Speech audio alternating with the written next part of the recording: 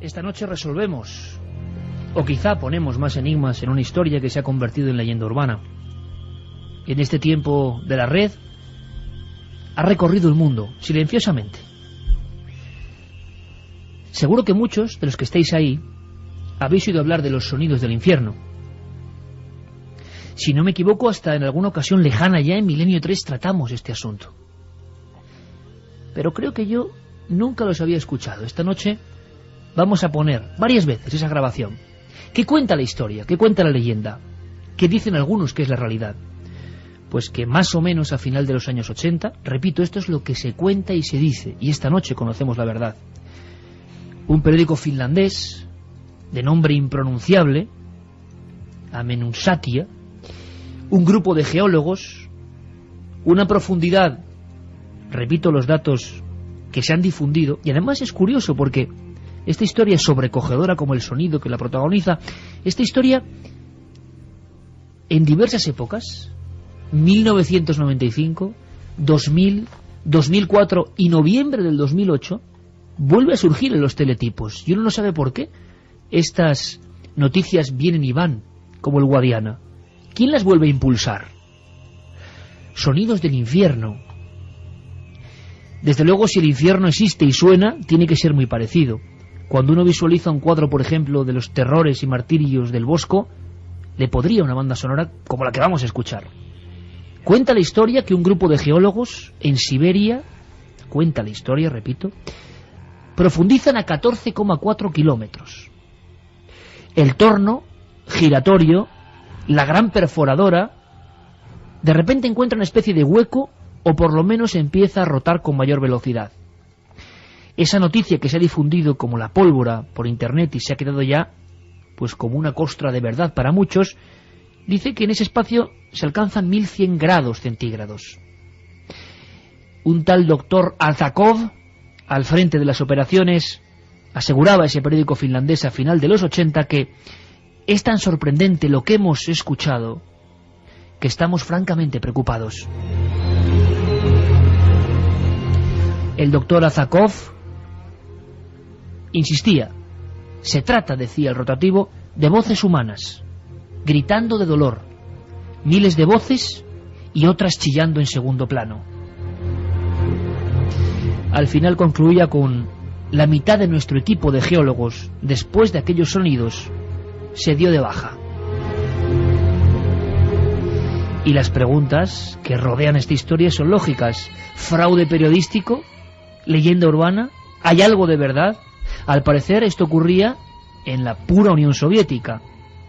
Y por lo tanto, eso del infierno, de los sonidos y lamentos del Averno, no casaba con la política del odio y el martillo. De inmediato, según el rotativo finlandés, todo el equipo recibió una orden de silencio. Decía el Papa Juan Pablo II poco antes de morir que el infierno no era un lugar, sino un estado del alma. Al parecer, este equipo de científicos había logrado llegar hasta algún lugar donde sonaba algo. Algo que vais a escuchar en la cadena SER a la 1:15 de la noche. Algo que luego quizá expliquemos científicamente, o no, quién sabe, pero que de verdad, si es la madre tierra o es el infierno, impresiona de verdad. Yerey Martínez, compañero, bajamos esta banda sonora tremenda de Mongol y vamos directamente a la grabación que al parecer obtiene este equipo de geólogos y que ellos interpretaron, según la leyenda, como el mismo grito del infierno.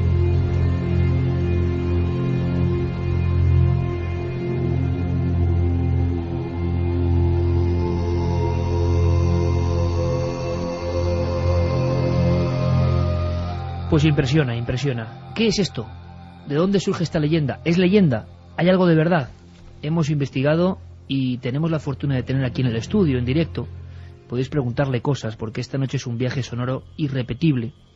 Un buen amigo, uno de esos divulgadores científicos que yo creo que enfocan todos los descubrimientos, todo lo que está ocurriendo de verdad, con su punto justo de misterio, que lo tiene, claro que sí, sin dejar de ser riguroso.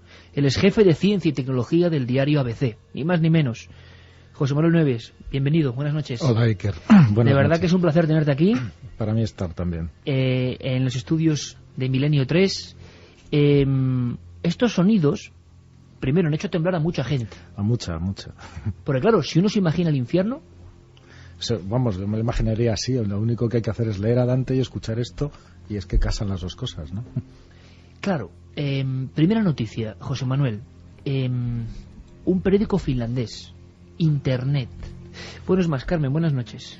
Buenas madrugadas, Iker. Los sonidos del infierno, o los gritos del infierno, diferentes titulares, se han expandido por la red. Mucha gente iniciada ha conocido esta historia. Y para muchos, y has visto foros, debates, opiniones, no cabe duda de que es algo realmente misterioso y de que esa especie de perforadora...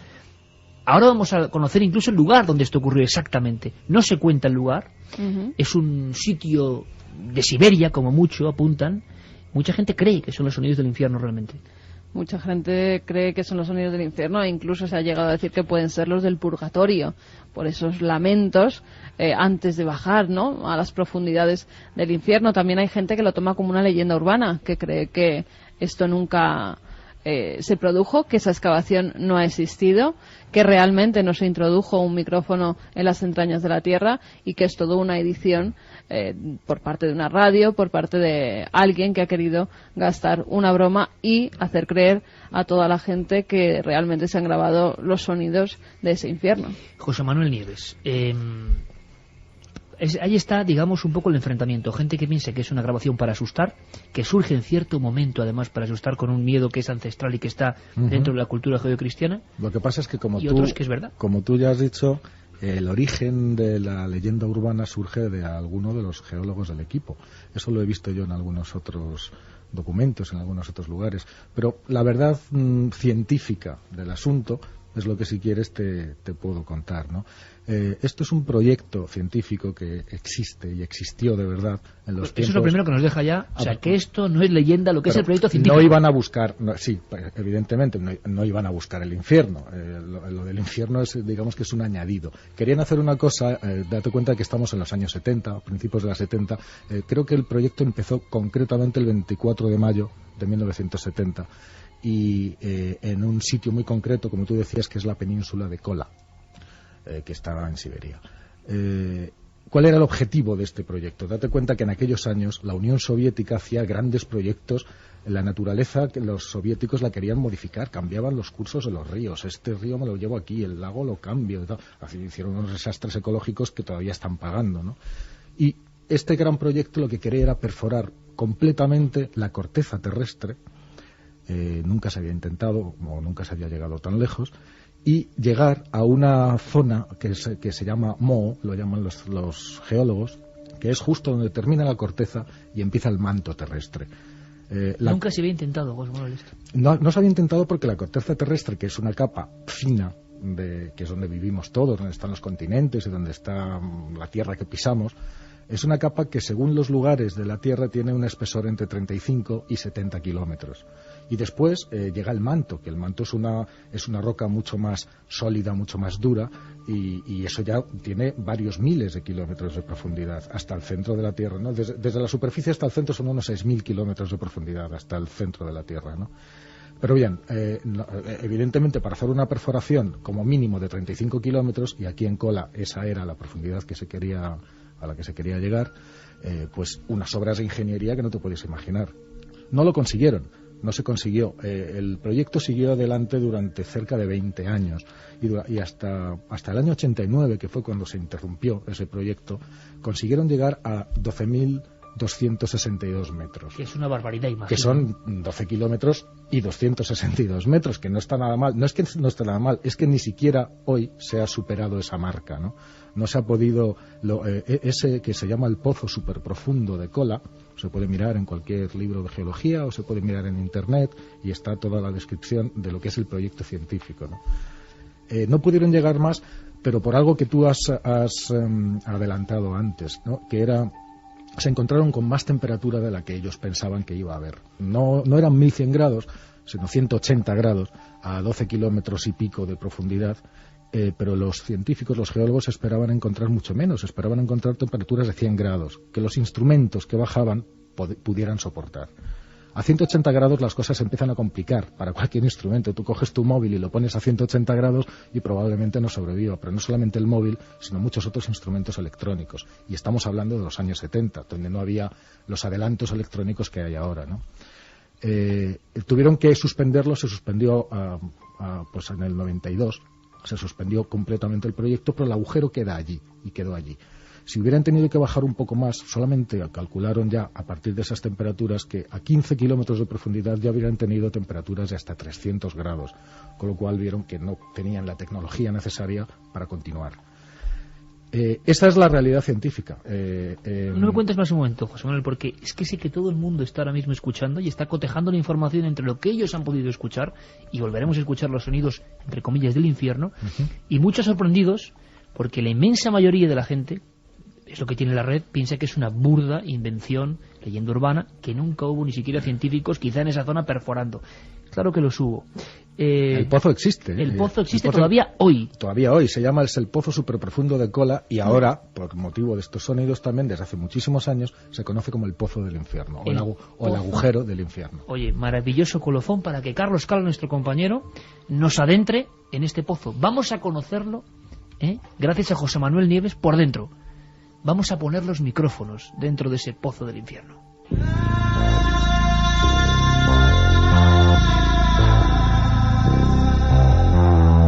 Esta noche viajamos a las profundidades, a un lugar inexplorado, a un mundo oscuro del que se cuentan mitos y leyendas y que siempre han ejercido una gran fascinación en el hombre. Esta noche, la nave de Milenio 3 va a viajar a las entrañas de la Madre Tierra.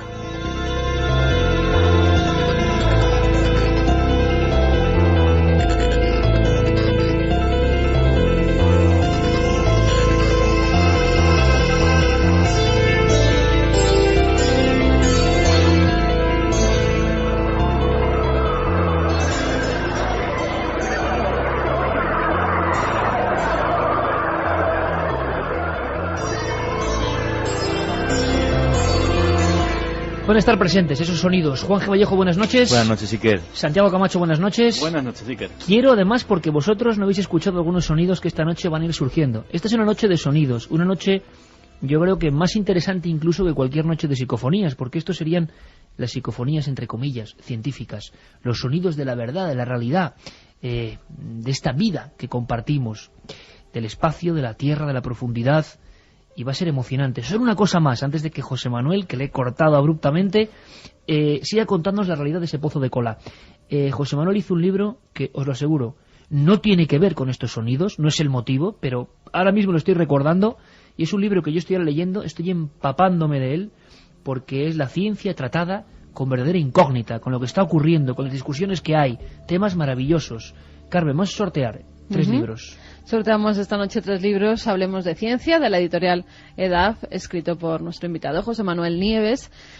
Entre todos los participantes, todos los que hagan sus preguntas o nos den sus comentarios, en 2 vías de contacto, como siempre, milenio3 con número @cadenaser.com o 7640, palabra clave milenio, espacio y vuestros mensajes. Fíjate, Iker, buscando por la red ese super agujero, hay hasta sellos de lo que fue el pozo de Kola. Ahí lo tenemos, en la península de Kola, para aquel que lo quiera consultar. Una cosa más, hemos preguntado a otro científico y gran amigo, el topógrafo del Consejo Superior de Investigaciones Científicas, José Luis Balbuena, sobre estos pozos profundos. ¿Qué se está haciendo ahora? ¿Cómo se hacen estos pozos? Lo que nos responde es sorprendente. Esto se hace, pero nunca se llegó tan profundo como este pozo del infierno. Actualmente hay pozos de 7.000 metros de profundidad. Y hay un proyecto de la ExxonMobil de 10.000 metros, de 10 kilómetros de profundidad en el Golfo de México. También hay perforaciones que empiezan vertical y luego se inclinan para alcanzar bolsas debajo del mar. Concretamente, Neftegas ha hecho una en las costas de Rusia, un pozo que alcanzó una longitud total de 11.182. Pero vamos, estamos hablando de que a lo mejor bajan a 1.500, 2.000 metros por debajo del nivel del mar. 1:27, cosa importante. Si podéis, en Milenio 3 muchos lo hacen, ¿no? Me lo decía José Manuel Nieves, que bajen la luz, que aumenten el volumen, que se pongan los cascos, porque vamos a escuchar muchas cosas. Y de momento tenemos que estos pozos son una realidad, que no es ciencia ficción, que la gente confunde muchas veces, que ese superpozo de Kola o pozo del infierno existe y se trabajó en él durante 20 años. Y una cosa más, antes de saber qué ocurre, José Manuel, ¿hay alguna relación entre el tal doctor Azakov, lo que publicaba esa página volandera de un periódico finlandés, lo que ha dado motivo a que esto salte a la red como Sonido del Infierno, y la verdad de aquel equipo? Claro, cuando esto sucedió, evidentemente la red todavía no estaba. ¿no? Había otras redes, ¿no?, que funcionaban probablemente igual de bien, pero no eran accesibles para todo el mundo. Entonces, el proyecto científico se terminó, como te decía antes, se terminó en el año 92 porque mecánicamente no se podía llegar más abajo. Incluso, ya te digo que ni siquiera con los medios actuales, y nos lo ha corroborado ahora mismo, no se ha conseguido llegar a esa profundidad. Pero surgió una segunda alternativa, que es esta que tú comentabas al principio. Este doctor y otros geólogos empezaron a contar otra historia. A periódicos, a este finlandés, pero no solamente, había algún periódico alemán, periódicos rusos. Lo que pasa que los periódicos rusos, les dicen, hemos encontrado el infierno. Dice, pero eso no sé, imagínate, en plena Unión Soviética, con el ateísmo de Estado, pues eso nunca salía a la luz, ¿no? Entonces, los países de la órbita soviética, donde sí se podían decir más cosas, empezaron a salir estos artículos, pero alimentados por algunos de los propios miembros del equipo o de los equipos, porque durante 20 años trabajaron muchos equipos de geólogos, y claro, como en Botica, pues allí habría de todo, ¿no? Habría gente seria, gente menos seria, gente con todo tipo de intereses, ¿no? El caso es que esto se difundió, esto se empezó a difundir y estos sonidos empezaron a difundirse, cruzaron Europa, cruzaron el charco y se fueron a Estados Unidos, y allí fue donde mayor difusión se les dio, a caballo precisamente pues de estas organizaciones religiosas, de fundamentalismos religiosos, ¿sabes?, de telepredicadores. ¿Por qué? ¿Qué decían? ¿Qué defendían? Pues defendían directamente que esta era la prueba científica, la única o la mejor de las pruebas científicas de que el infierno existía. Pero el origen de la leyenda urbana, a partir de este proyecto científico que efectivamente se hizo y con unos resultados muy serios y con una tecnología, ya te digo, insuperada, o que no ha podido ser superada hasta el momento, todo eso existió, pero del propio núcleo de los científicos surgió esta historia alternativa que fue la que tuvo eco. Que si es verdad o no es verdad. Primero, José Manuel, ¿por qué se grabó? Es decir, cuando se perfora, ¿por qué se graba? Se graba también porque, mira, por ejemplo, hay ahora mismo, 30 o 40 años después, los japoneses están haciendo unas cosas muy parecidas. Es decir, están utilizando sonidos, están metiendo micrófonos debajo de tierra para saber si es identificable, por ejemplo, cómo suena aquello, si es identificable y si se puede predecir un terremoto por los sonidos que hace la Tierra, ¿no? O sea, el sonido nos aporta muchísima información, tanto en la Tierra como fuera de la Tierra, en el espacio. Hay muchísimas informaciones, esto no lo sabe mucha gente, pero no solamente son las imágenes que nos llegan de los telescopios espaciales, sino también los sonidos. Al final son ondas de radio. Y todas las radioondas, sea en forma de sonido o en forma de luz, pertenecen al mismo tipo de cosas. Entonces nosotros hay una parte, un trocito de esas frecuencias que podemos percibir con los oídos y otro trocito que podemos percibir con la vista. Y trocitos que no podemos percibir ni con el oído ni con la vista, pero que para eso hemos inventado máquinas, para que perciban allí donde nosotros no podemos, ¿no? Entonces los sonidos son un instrumento científico desde siempre. Que se haya metido o no un micrófono dentro del pozo súper profundo de Kola, yo es algo que no lo puedo saber. Me cuadra, porque científicamente es algo que se hace, y me cuadra que durante 20 años de hacer experiencias ahí, seguro que se tuvieron que meter micrófonos también para escuchar cómo suena la Tierra. Fíjate, José Manuel, un apunte también a caballo de lo que nos decía el profesor José Luis Balbuena, del Consejo Superior de Investigaciones Científicas. por qué se graba a veces, ¿no? Y adelantabas lo de Japón, que me parece alucinante. Siempre van un poco tecnológicamente a veces por delante, acoplándolo a cosas que luego se acaban transformando en verdad. Se graba en todas partes, debajo del mar, en todas partes. Y lo vamos a ver esta noche, además, lo vamos a oír, mejor dicho. Pero para que comprobéis lo que ahora mismo, en estos grandes pozos, se está haciendo en Japón. Por supuesto, en el interior de la Tierra sonidos hay, también depende de a qué profundidad. Normalmente suelen tener origen en fenómenos de, si es en la parte alta, en microsismicidad inducida, tráfico, viento, etcétera. Si ya no vamos más profundamente, y es curioso porque en la Tierra se transmiten muy bien y muy rápidamente los sonidos. Normalmente siempre hay unos bajos muy profundos, incluso vibraciones subsónicas, que en algún caso se han podido comprobar que son premonitorias de crujidos tectónicos que pueden generar un terremoto, un sismo. Concretamente puedo decir, porque en el Consejo tenemos contacto con la Universidad de Wuhan en China, que allí están investigando están metiendo, estudiando micrófonos en profundidades de tipo de unos 3.000 metros y están haciendo una correlación entre los sonidos que registran y la incidencia de terremotos. Esto es una técnica estadística bastante larga y compleja, pero vamos, se está trabajando en ello. Noche de sonidos. ¿Cómo puede sonar la Tierra a 3.000 metros de profundidad? Santi, ¿a ti qué te parecen los sonidos del infierno?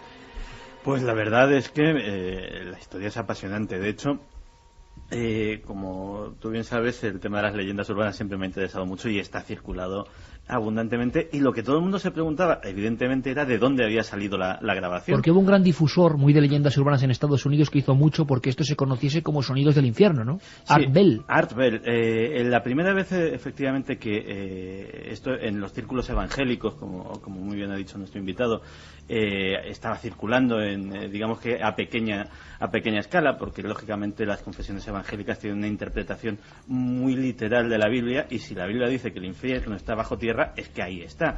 Es el mismo problema que tienen ahora mismo con el evolucionismo y el creacionismo. Al tener esa interpretación tan literal de la Biblia, si el mundo se creó en 7 días, en 7, y no en 7 millones ni nada por el estilo. Metáfora ni nada, es como es. Entonces, la interpretación de que esto eran los sonidos del infierno les venía sumamente bien. Pero efectivamente la primera vez que esto se emite ya en una radio de costa a costa, que además se llamaba así el programa de Art Bell, era en el show de este presentador de radio, que venía a ser pues en aquella época el programa de temática de conspiraciones, leyendas urbanas, ovnis, temas paranormales de mayor difusión en Estados Unidos. No solo, digamos que a través de una cadena de emisoras sindicadas que iban comprando el programa, la emisión prácticamente abarcaba todo el país y tenía muchísimos seguidores. Además, cuando llegó Internet, luego se convirtió en una figura, en una de las primeras grandes figuras de la red, con una página con muchas visitas. Y la evolución de esta historia es fascinante porque como todo lo que tiene un componente de leyenda urbana, luego se le van poniendo añadidos. Y en las últimas versiones de la historia ya había hasta una criatura. Ya salía del agujero, salía una criatura alada con alas de murciélago, envuelta en llamas, que además daba un mensaje apocalíptico como que de me han liberado, y salía volando hacia el cielo, y eso ya era lo que llenaba de pavor a los científicos. O sea que la leyenda urbana, como siempre, coge un camino, la red es el caldo de cultivo perfecto, pero lo que nos sorprende es que el pozo existe, el equipo existía, y realmente pudo pasar algo. Carmen incluso tiene en la pantalla del ordenador ahora mismo una foto del pozo de Kola. Sí, ahí si se pone en Google, por ejemplo, en el buscador, ponemos en imágenes y enseguida aparece una de las fotografías donde se ven pues como estratos en la tierra y al final como un agujero mucho más profundo del que parece surgir agua. Y entonces ahora, si quieres, Yeré, aunque sea más de fondo, porque a determinadas horas esto a mucha gente le puede impresionar, ponemos de nuevo esos sonidos y José Manuel nos cuentas entonces, escuchando esto, ¿qué puede ser entonces esta grabación? Si se hizo exactamente allí, ¿qué podría ser, José Manuel? De fondo, los sonidos del infierno.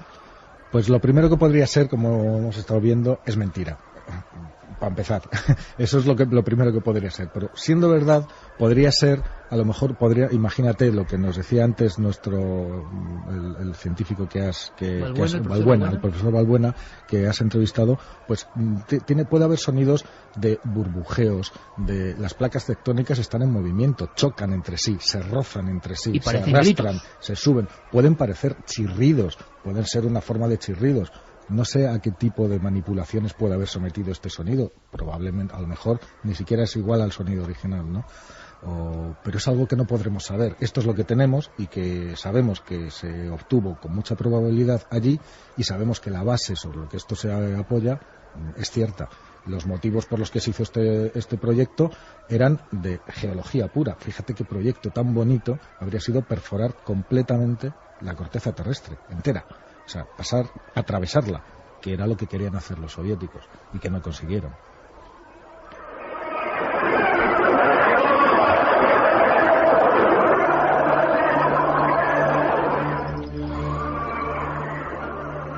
Pero esta noche, José Manuel, vamos a aprender una cosa muy interesante, que esto que nos puede parecer increíble, cuando lo traspolamos, por ejemplo, a otros sonidos de la realidad, nos damos cuenta de que, y a mí me ha pasado esta noche, cuando estábamos ahí un poco en el laboratorio de grabaciones extrayendo los sonidos con nuestro compañero Fermín Agustí, dices, caramba, esto no me lo puedo creer. O sea, yo hay sonidos que voy a escuchar esta noche que, de verdad, José Manuel, digo, no me lo puedo creer que esto sea el espacio. Cada uno de ellos admite una leyenda alrededor. Exactamente. Claro que Por lo sí. tanto, este sonido del superpozo de cola perfectamente podría ser así. Yo no sé, 7640, Carmen, si gente opina sobre esos sonidos, que eso sí hay que decirlo. Tú lo has dicho perfectamente. Lees a Dante o ves el Bosco y pones los sonidos y lo crees perfectamente. Quien se encontró este sonido, si la fuente era así, tenía el argumento perfecto. Para acoplarle la palabra Averno, infierno. Completamente de acuerdo. Pues fíjate, en el 7640 lo que la mayor parte de gente se pregunta, como Jesús de Madrid, es si existen micrófonos que graben a esas temperaturas y sin distorsión. Pues a 100 grados y a 100 y pico grados, sí. A partir de los 180, que por eso tuvieron que suspender, no solo los micrófonos, sino otros instrumentos, también dejan de funcionar. ¿Alguna civilización intraterrestre aterrorizada por la aparición de una enorme broca en su cielo? Se pregunta Javier desde Madrid. ¿Hasta qué punto? Qué bonito, qué bonita estampa. Y la creatividad, además, lo vas a ver, José Manuel, de los oyentes de Milenio, porque se ha hablado tanto, ¿no?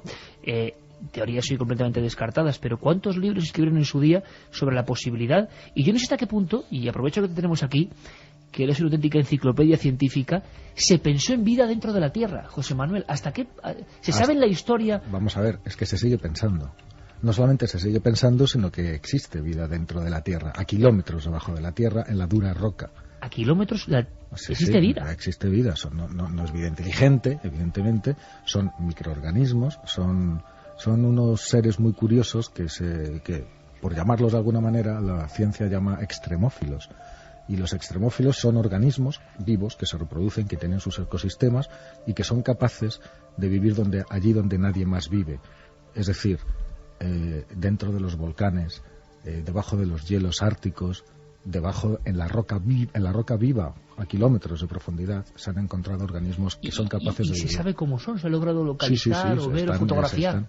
Se conocen varios cientos de tipos de extremófilos que son capaces de vivir, como su propio nombre indica, en condiciones extremas, pero ya te digo, de frío, de calor, sin oxígeno, sin luz. ¿Qué luz puede haber? Me parece que hace uno de los más recientes fueron de hace 3 o 4 meses. Encontraron debajo de 3.000 metros de roca, unos seres vivos que tenían un ecosistema montado en la roca viva. Nunca había visto la luz, ni el sol, ni aire, ni absolutamente nada. Y allí estaban viviendo. Es algo que se está utilizando muchísimo, por ejemplo, en la información que somos capaces, o que los científicos son capaces de extraer de los extremófilos. Se está utilizando para las misiones en el espacio, en Marte. Probablemente cuando vayamos, que ahora lo anunció la NASA, vayamos a Europa, que es un mundo fascinante y del que cuando quieras podemos hablar. Y hay otros mundos que podrían tener vida. Bien, pues estas formas de vida son las que primero podríamos encontrar, ¿no? Porque las tenemos en la Tierra. Juanje, cuando la ciencia se convierte en auténtico misterio, a 3.000 metros de profundidad en la roca viva, Voces del infierno no lo sé, pero seres vivientes sí, y eso me parece increíble, vamos. Es que hay veces que la ciencia se convierte en ciencia ficción, pero real, como es en este caso, ¿no? Como es real el super... No hace falta inventar nada. Efectivamente, es maravilloso lo que nos estás contando.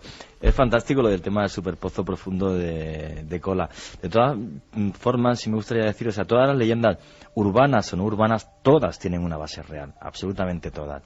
En este caso lo que pasa es que además hay, entre comillas, un documento. La pena es que no podamos comprobar o demostrar si ese documento es real, ¿no? Habría que ver en qué condiciones se metió un micrófono y si realmente el sonido proviene de ahí, ¿no? Claro. Aunque simplemente conocer la historia del superpozo de Kola gracias a este sonido me parece que merece la pena. Conocer la historia de una proeza humana, ¿no? Lo que sí parece leyenda es que dicen, y se repite en muchas páginas, que después de sacar ese supuesto micrófono que entró o que se introdujo en las entrañas de la Tierra, los científicos, al escuchar esos sonidos, salieron todos pitando de ahí, despavoridos, y no quisieron volver a ir al agujero para volver a meter el micrófono y grabar esos sonidos, en teoría. A la gente le ha impresionado, eso sí, porque el puro sonido... Es más, yo he llegado a leer alguna versión de esto en que los geólogos, los que dieron pie a toda esta leyenda urbana, decían que todo esto que yo os he contado era mentira, que la verdad es que la Unión Soviética lo que quería era una expedición para encontrar el infierno, y que además tuvo éxito.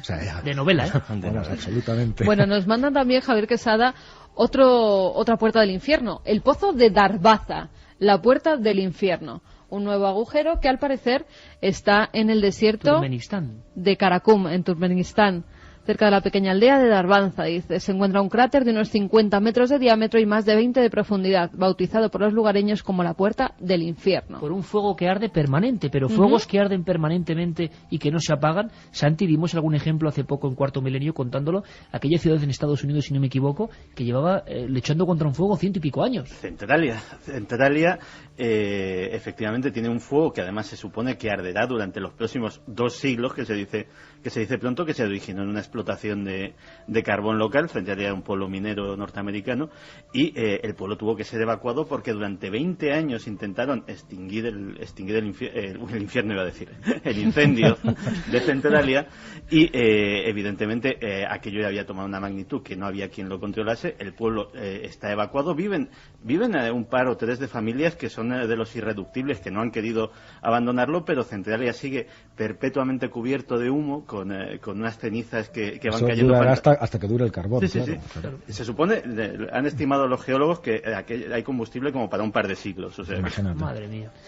Lo que pasa que dicen que en este pozo lo relacionan con una prospección minera soviética llevada a cabo en la época de 1970. José Manuel Nieves, jefe de Ciencia y Tecnología del diario ABC, que hace unos reportajes maravillosos, de alguno hemos hablado aquí y hablaremos en Cuarto Milenio, José Manuel, de esos animales inmortales, por ejemplo. Bueno, pues nos ha dado datos ya, ¿no? El inicio de este pozo, superpozo de Kola, 1970. El 24 de mayo tengo yo visto. O sea que la leyenda, que esto no es muy normal, incluso se retrasa en el tiempo.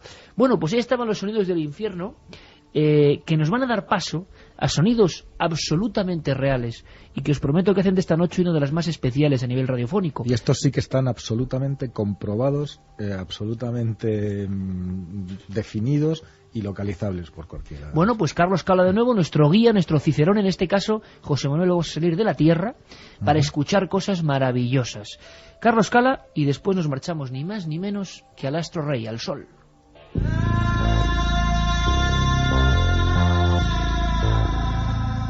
Nuestra vida, nuestra realidad, está envuelta en sinfonías que pocas veces escuchamos. Es la banda sonora que en la mayoría de las ocasiones solo está al alcance de los científicos. Y esta noche es el mejor momento para sumergirnos en ese conocimiento, estremecedor y fascinante al mismo tiempo. El programa que están ustedes escuchando es la repetición de uno ya emitido.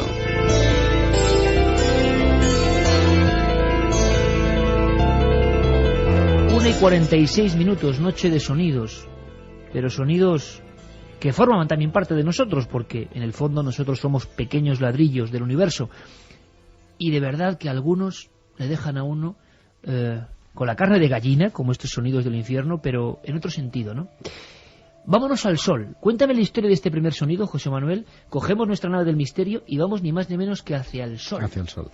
Bueno, la historia de este sonido, la parte común es de todos los 8 o 9 sonidos, o 10 que vamos a escuchar, ¿no? Llevamos más de 40 años enviando sondas al espacio. Se han recorrido el sistema solar de cabo a rabo muchas veces.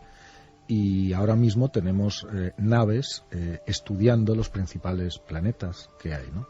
Pero claro, esas naves están enviando continuamente información a la Tierra, la envían a la NASA, la envían a la ESA, a la Agencia Espacial Europea, a la japonesa, las envían, ¿no? Envían sus datos, ¿no?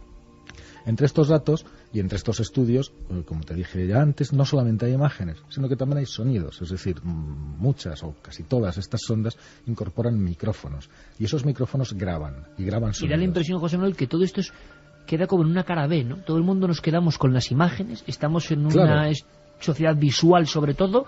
Claro, porque y mucha gente no sabe ni que el espacio suena. Las fotos del Hubble, que son maravillosas, nos ha enseñado el universo como ningún otro instrumento científico nos lo había enseñado hasta ese momento, ¿no? Pero, maravilloso, ¿no? Pero son imágenes. Pero el universo también suena, como tú muy bien dices. Y lo que hemos traído aquí es una colección de esos sonidos en el espacio, ¿no? El Sol ha sido grabado por el satélite SOHO, que está estudiando la climatología solar, las erupciones magnéticas, los bucles magnéticos que se forman, las tormentas solares que luego alcanzan la Tierra y estropean las radios, los ordenadores, los aparatos electrónicos, ¿no? Y este sonido, el primero que vamos a escuchar, es precisamente cómo suena el Sol escuchado por la sonda SOHO. Ni más ni menos. Y ahora yo hago una pequeña propuesta a la audiencia, a nuestro compañero Fermín, a Geray, a Santi, a Juanje, a Carmen y a todos vosotros que estáis al otro lado y que estáis ya subidos en la nave yendo al sol, ni más ni menos, como Ícaro. Bueno, pues ¿cómo os imagináis que sonará el sol? Yo os hago la pregunta. En vuestra mente ahora, ¿vale? Hagamos este pequeño juego científico misterioso.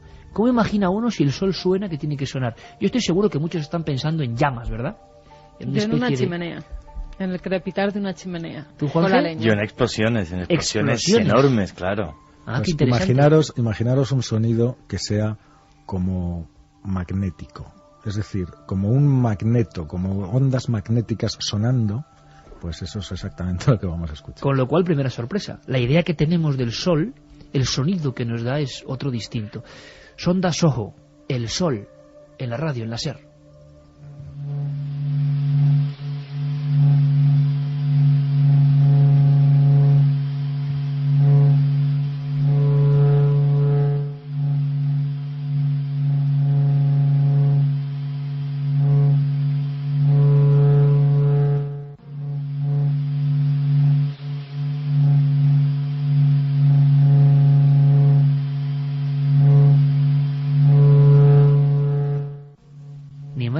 Que el sol. Los cambios de intensidad que se pueden apreciar corresponden a momentos de mayor y menor actividad.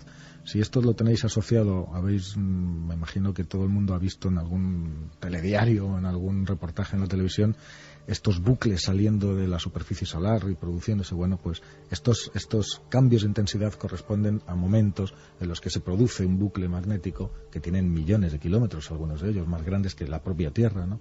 Y que se producen todos estos fenómenos, casi todos electromagnéticos, en la superficie del astro rey, ¿no? Mira, ahí nos lo pone ayer otra vez. Yo creo que esta noche vamos a aprender muchísimo. Claro, uno piensa, el sol tiene que haber, como decía Juan, con esas explosiones, unas llamaradas. Pero claro, ¿cómo se traduce el sonido humano? ¿Cómo el micrófono recoge eso? Y recoge este sonido que es más bien inquietante, ¿no? Más que otra cosa. Y a un molesto. A mí me molesta, es un sonido como que si lo escuchas durante mucho tiempo llega... Sí, tiene que ser enloquecedor, ¿no? Pues sí, claro.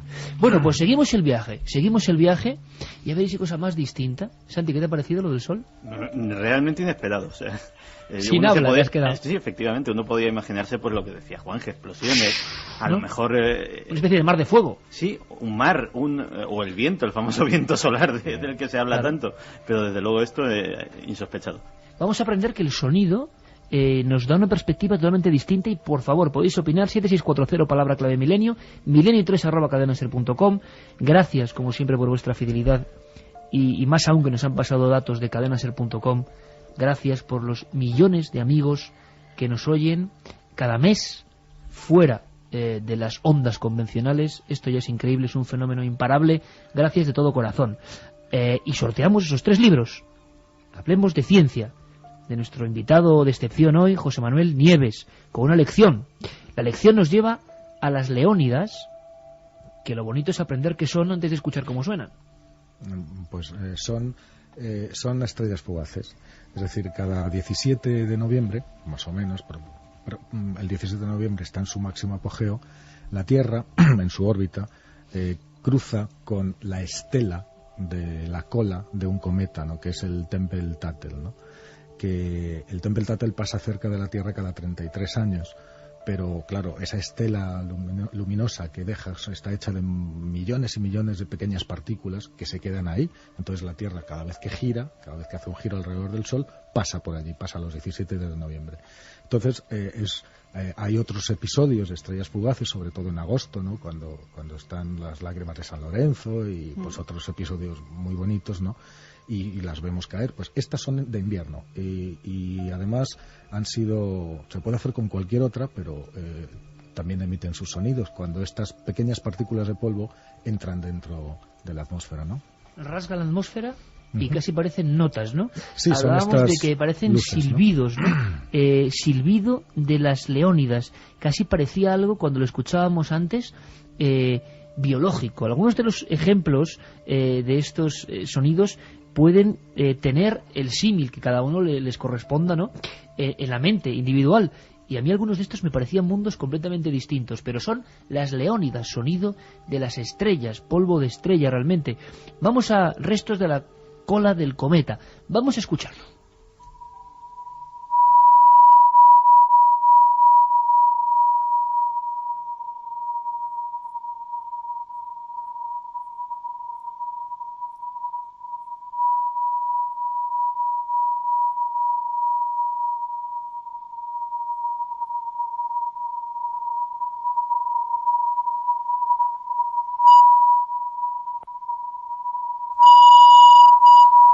En algunos instantes la intensidad sube, se vuelve molesto, pero en otros, José Manuel... Qué distinto del otro, ¿eh? ¿Verdad? ¿Y sabes mi sensación cuando escuchábamos esto? Como un sonido del confín del universo, como algo que no sabes por qué, parece que, claro, viene de tan lejos, tan remotamente lejos, inalcanzable. Pues sí, y sin embargo, fíjate que lo tenemos en casa, ¿no?, como quien dice. Tienes toda la razón. Sí. ¿Se graban siempre, las sondas graban esto, o desde tierra y observatorios? Esto se graba desde tierra. ¿Desde tierra? Sí, esto se graba desde tierra. Claro, ahí está la gran diferencia. Claro. El sonido del Sol, evidentemente, de planetas lejanos, y los observatorios tienen capacidad... Hay instrumentos, hay determinadas observaciones que se hacen en el rango de lo audible para ver qué es lo que hay, y esto es lo que hay en los casos de las estrellas fugaces, que es muy... yo he escuchado otras estrellas fugaces y la verdad es que no son iguales, pero son bastante parecidas. Este sonido lo que nos puede decir, lo que les dice a los científicos, fíjate, los científicos que no conocemos nada, no somos capaces de ir casi a ningún sitio, y todo lo que sabemos lo tenemos que saber por lo poquito que tenemos, ¿no?, que es la luz y el sonido. Entonces, por el tipo de sonido se puede incluso saber los tipos de materiales de los que están hechos. Por cómo, digamos, rasga nuestro... Igual que la luz, que tiene un espectro muy definido, cada elemento de la tabla periódica brilla de un modo determinado, ¿no? Entonces, por eso, simplemente mirando la luz que nos llega de una estrella, somos capaces de decir que están los elementos químicos que la componen, ¿no?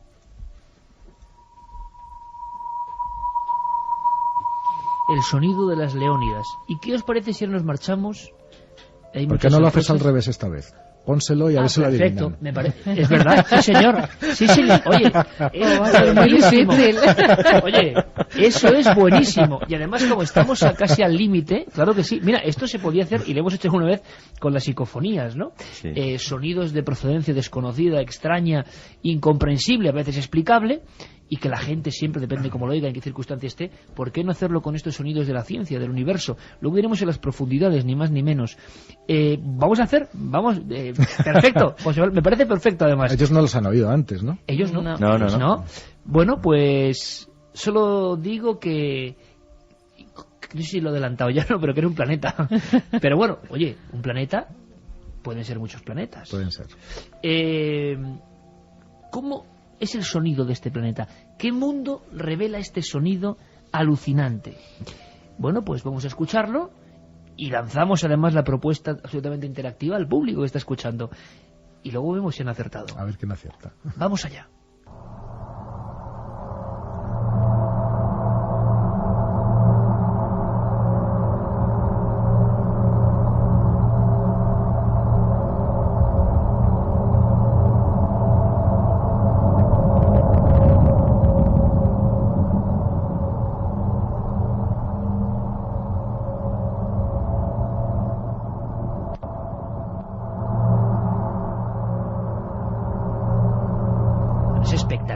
Compañero Yeray Martínez, que lo sabe todo del sonido, me decía, esto es tremendo. Antes de decir qué es, ¿cómo te suena, José Manuel? ¿Qué es? Porque suena a majestuoso, suena a... Total. Suena al rey del cotarro. Chicos, yo me estaba acordando de la mitología griega y pensaba que si los titanes, esos grandes monstruos que salían del mar, existieron, su caminar por la tierra tenía que sonar así. Qué sonido, ¿eh? Sí, pues un poco de mitológico también tiene, como todos los nombres de planetas. ¿Apostáis por alguno? Yo Saturno. Saturno, interesante, ¿eh? Por los discos Saturno, bonito, porque es ese planeta es como un lleno de hula misterios. hoop cuando gira. No vamos a decirlo a la vuelta, después de las noticias. De un planeta. Júpiter. Júpiter, el tremendo, el gigante, ¿verdad? Hombre, yo hubiese dicho Júpiter, pero por no repetirme voy a apostar por Marte, por decir uno... Marte, muy bien. Uno que no se haya dicho. ¿Y el público qué dice, Carmen? Pues todavía no, están escuchando, le ha dado tiempo, claro. Vamos a escuchar otra vez, Yeray, esto es maravilloso. Nos dicen es Saturno y su magnetismo de anillos. Ponlo, Yeray, ponlo. También parece el ruido de los anillos de Saturno. Damaris desde Tenerife, dice. Ponlo, Yeray. Es que parece que hay hasta como un maquinario, la imaginación hasta dónde va, o como una sinfonía que tiene cierta lógica. Te digo, si hubieran grabado esto en el hoyo de cola, algo habrían dicho también. Claro, lógicamente. Mira, vamos a hacer una cosa, José Manuel. Yo te voy a pedir simplemente, por favor, que te quedes unos minutos más con nosotros. Claro. Porque estamos disfrutando enormemente, porque nos quedan muchos sonidos, porque esta noche es muy especial. Y con ese sonido nos iremos y luego veremos si nuestros buenos amigos oyentes están acertando o no, y también se han acertado Juanje, Santi y Carmen, y seguiremos con este juego amable de ir viajando por el espacio y otros lugares y aprendiendo. Por cierto que de este planeta se pueden decir muchas cosas, ¿verdad, José Manuel? Muchas. Volvemos en unos instantes, no os vayáis, aquí en Milenio 3, como siempre. Vuestros mensajes, gracias por todo lo que nos decís, muchas gracias. La encuesta, ¿cómo va? Hablando de este bosque decíamos, ¿creéis que hay lugares, no?, que pueden impregnar, o imantar el mal? Que pueden atraer el mal. Pues fíjate, un no lo han votado 16,5% tan solo, y el sí creen que hay lugares que atraen el mal, el 83,5%. O sea, una proporción tremenda y significativa. Santi, mucha gente, claro, está esperando, y la conexión con el misterio, con la leyenda, con lo simbólico, con lo mágico, que ya mencionaba el embajador de alguna forma, ¿no? Es una cosa muy especial estar allí. Se habrá dicho de todo, imagino. Se ha dicho de todo en poco tiempo. Y es que Katyn ha sido un secreto durante todas esas décadas. Y de hecho, la población de Smolensk y la población de los lugares cercanos tenía prácticamente prohibido acceder a ese sitio. No obstante, hay unas aldeas, hay unos pueblecitos alrededor, es un bosque, no es un parque ni es un algo acotado. Y es curioso porque lo que todo el mundo, las historias que corrían de boca en boca, en voz baja sobre Katyn, decían que aquello no era un bosque, que aquello tenía un aspecto de cementerio. Y que aquel bosque se había quedado triste de alguna forma, que los más viejos del lugar recordaban un bosque más florido, donde la luz del sol incluso era más brillante, donde había más pájaros, donde había caza, que parece ser que ya no hay. Y, sin embargo, después de aquello, aquel bosque había cambiado. En cualquier caso, luego, cuando se levantó el secreto, la verdad es que el gobierno ruso actual ha sido muy generoso en su petición de tremendo perdón por aquellos errores de sus antepasados. Katyn tiene pequeñas lápidas de arenisca roja cubriendo las fosas comunes que se conocen. Se cree que hay muchos cadáveres todavía por descubrir en Katyn. Se ha puesto algunos arcos conmemorativos para, digamos, acotar aquello como si realmente fuese el camposanto que realmente es. Pero esto ocurre siempre 50 o casi 60 años después. Efectivamente. Y es entonces precisamente, o sea, todas las historias que tenemos son muy recientes, de cuando aquello empieza a convertirse, no te voy a decir algo tan frívolo como una atracción, porque no lo es, pero sí en un lugar donde mucha gente se acerca, pues para tocar un trozo de la historia, para rememorar los errores del pasado y no volver a cumplirlos. Y entonces esas historias, como muchas historias que hay, y algún día podríamos tratarlo, de campos de batalla en los cuales han sucedido cosas terribles, cuando yo he recapitulado historias de estas siempre me ha llamado mucho la atención. Los fantasmas de los campos de batalla, en su mayoría no suelen ser visuales, suelen ser auditivos. Hay una anécdota muy famosa en la bahía de Pearl Harbor. Está varado todavía el USS Arizona, que es uno de los barcos que aguantaron medio a flot, medio a pique, medio en pie la tremenda embestida. Y de vez en cuando algún visitante, a algunos les hace gracia, otros lo dicen molestos y dicen, pero qué mal gusto, llama la atención a los vigilantes de este barco y les dice que bueno, que está bien, pero que esto de los efectos de megafonía del bombardeo de Pearl Harbor con sus aviones y con sus explosiones, pues que es un poco excesivo. Y entonces el vigilante de turno tiene que componer la mejor cara que puede y decirle, no hay altavoces, no hay efectos de ningún tipo. Si usted ha oído algo, pues usted sabrá, pero aquí no tenemos nada de eso. Y los testimonios de ese estilo se cuentan por docenas, pues en otros sitios también parece que son los sonidos los que se han quedado más que las imágenes. Y en el caso de Katyn sí que hay visitantes que afirman oír todavía ruidos de camiones en un lugar donde no hay tráfico, donde los que afirman oír ruidos de detonaciones en un lugar donde no hay cazadores.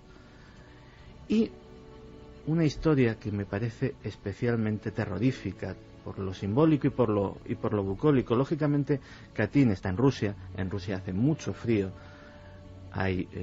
está cubierto por la nieve mucha parte del año, y algunos de los visitantes pues hablan de una silueta absolutamente humana, pero no distinguible, no podrían decir si es un hombre, si es una mujer, que vaga, eso sí, también con aire meditabundo, con aire extraño por entre los árboles, y que cuando llegan a la altura de donde estaba descubren que no hay huellas en la nieve.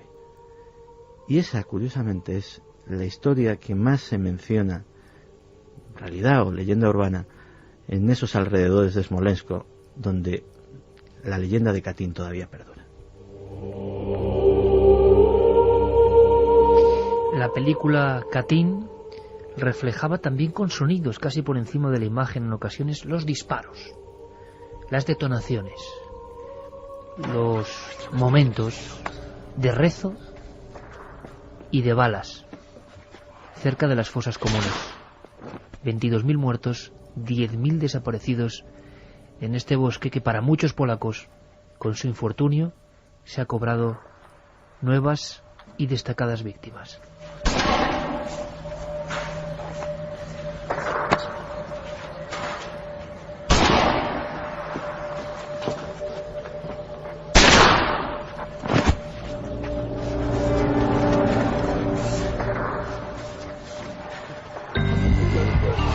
Manda un SMS al 27640. Escribe la palabra milenio, espacio y lo que nos quieras contar. Comentaristas de Milenio 3. Sabemos que siempre hay alguien al otro lado. Es momento, 2:17, Carmen, de mensajes de nuestros oyentes. Vamos a repetir las vías de contacto: 27640, palabra clave milenio, espacio, vuestros mensajes, milenio3 con número, @cadenaser.com, la web de la cadena SER, ikerjiménez.com, y también podéis votar en ikerjiménez.com en esa encuesta. ¿Crees que hay lugares que atraen la fatalidad? Vamos con uno de los mensajes, Iker. Alfonso de Lugo nos dice: en ese bosque se reúnen sucesos negativos muy fuertes, pero no creo que tuviera que ver en el accidente ese ambiente negativo. Ese bosque creo que tiene el mismo poder que los campos de concentración. Carles nos dice que hay lugares que atraen la fatalidad o las desgracias por causas naturales que tal vez no conocemos, pero hay otros que atraen, concentran y difunden la maldad. El mal con mayúsculas. Nos recomendaba Javier también la película Katyn, dice que es polaca y que cuenta esa historia, que es muy buena. Un detalle a este punto, Carmen. ¿Tú sabías? Yo no lo sabía, lo sabes, Santi Camacho, como no, que había una película incluso anterior a Katyn, que ha tenido mucho éxito, hecha por los rusos, pero cambiando la versión de la historia. Sí, se hizo, de hecho fue en 1944, todavía en plena Segunda Guerra Mundial, era una película propagandística. Y los propios soviéticos tuvieron la inmensa cara dura de hacer una película medio documental, parece ser que con alguna recreación, incluso para enardecer más a la gente, pues mostrando el horror nazi en Katyn. José de Sevilla nos dice: pienso que los lugares donde se cometieron exterminios, las almas no descansan jamás. Debemos olvidar aquella masacre. Katyn ha hablado. Yo sí creo en lugares que atraen el mal. A mí me ha ocurrido al llegar a algún pueblo o casa y he salido rápido del lugar. Besos y enhorabuena. Seguid así. También saltó a la palestra a finales del 2008 el tema del escudo antimisiles de USA contra Rusia en Polonia, nos decía Tony. David dice que hay lugares que te erizan los pelos y te sientes mal. Por supuesto que sí hay lugares que atraen el mal. Puede ser la encuesta más desproporcionada, más a favor de una votación que nunca hemos tenido, sí. Juan Carlos de Valencia dice: mientras escriban la historia solamente los vencedores, no se sabrá nunca toda la verdad. Ahí tiene razón, porque fíjate que algún día... Lo que pasa es que digamos que es un libro o sería un tipo de programa muy políticamente incorrecto. Pero siempre hablamos, y con razón, de los crímenes de guerra nazis. Pero durante la Segunda Guerra Mundial se podría hacer una bonita enumeración de los crímenes de guerra de los aliados.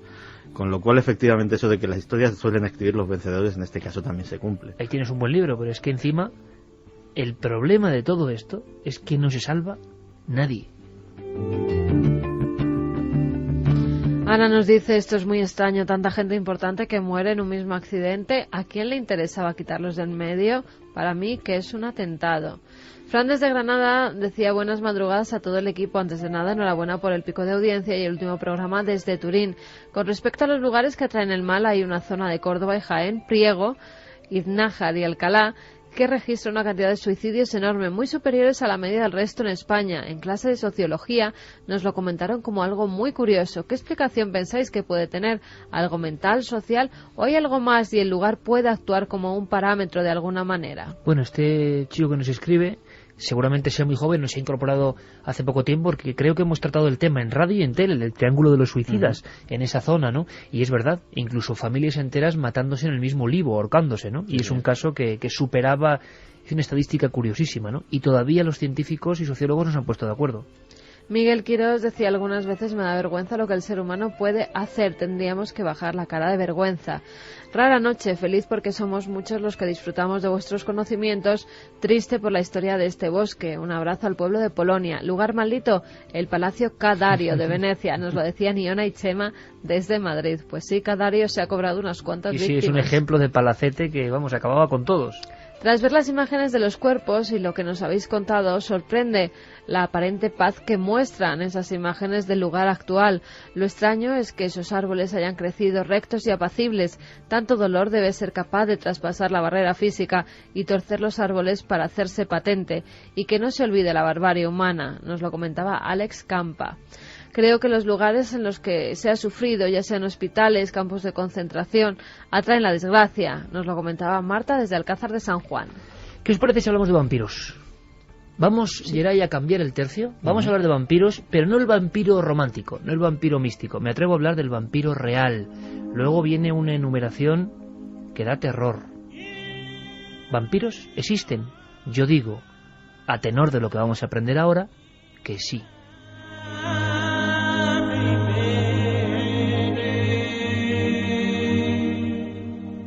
Ha salido un libro que se llama El vampiro de los pobres hace ya unos meses en la Esfera de los Libros. Lo ha escrito magníficamente, ¿eh? Charo González Casas, repito lo de magníficamente. Es la historia de esta mujer valenciana, Pilar Mateo, que es difícil de resumir. Una mujer que inventa en su pequeño laboratorio una pintura que repele a ciertos vampiros. ¿Exageramos el decir vampiro? Yo creo que no.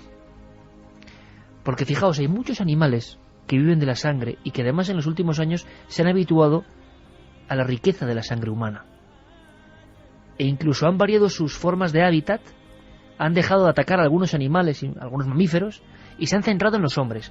Voy a leeros directamente del libro, esto no es muy habitual, pero creo que está tan magníficamente descrito, es un poco desagradable, eso sí, que quiero hablaros de esta vinchuca, que existe sobre todo, en realidad, de Argentina a México, pero sobre todo en zonas de Bolivia, donde estuvo ese reino prodigioso, misterioso de los guaraníes.